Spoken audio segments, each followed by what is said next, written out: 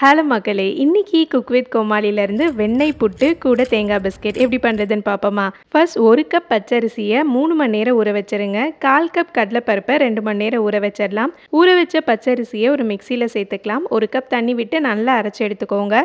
இப்போ ஒரு பேனில் 4 கப் தண்ணி சேர்த்துக்கோங்க. இதில் நம்ம ஊற வச்சிருக்க கடலைப்பருப்பு சேர்த்துக்கலாம். கொதி வந்த உடனே நம்ம அரைச்சி வச்சிருக்க அரிசி இதில் சேர்த்துட்டு கையெடுக்காமல் நல்லா கெட்டியாகிற வரைக்கும் மிக்ஸ் பண்ணுங்கள். இதில் நம்ம வெல்லம் சேர்த்துக்கிறோம். கூட 3 ஏலக்காய் இடிச்சு சேர்த்துக்கலாம். நல்லா கெட்டியா பேன்ல ஒட்டாம வர வரைக்கும் குக் பண்ணிக்கோங்க. இதுல ஒரு பிஞ்ச் உப்பு சேர்த்துக்கலாம். கையை நினைச்சிட்டு தொட்டு பார்த்தீங்கன்னா கையில சுத்தமா ஒட்டாம வரும். கடைசியா கொஞ்சமா தேங்காய் துருவல் சேர்த்துட்டீங்கன்னா ஒரு அருமையான வெண்ணெய் புட்டு ரெடி ஆயிடும்.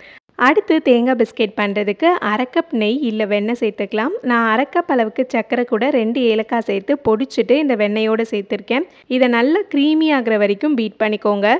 இதில் 1 கப் மைதா, பேக்கிங் பவுடர், ஒரு பிஞ்ச் உப்பு சேர்த்துக்கலாம். ஒரு 1/4 கப் துருவின தேங்காய் சேர்த்துட்டு மாவை லைட்டாக கை வச்சு மிக்ஸ் பண்ணுங்கள். சப்பாத்தி மாவு மாதிரி அழுத்தம் கொடுத்து மிக்ஸ் பண்ணக்கூடாது. மாவு மிக்ஸ் பண்ணதுக்கப்புறம் இந்த மாதிரி தான் இருக்கணும். இப்போ இதை ரவுண்ட் ஷேப்க்கு ரெடி பண்ணிக்கோங்க. மேலே லைட்டாக ஒரு ஃபோர்க் வச்சு இந்த மாதிரி ப்ரிக் பண்ணிட்டீங்கன்னா பேக் ஆகும்போது எழும்பி வராமல் இருக்கும்.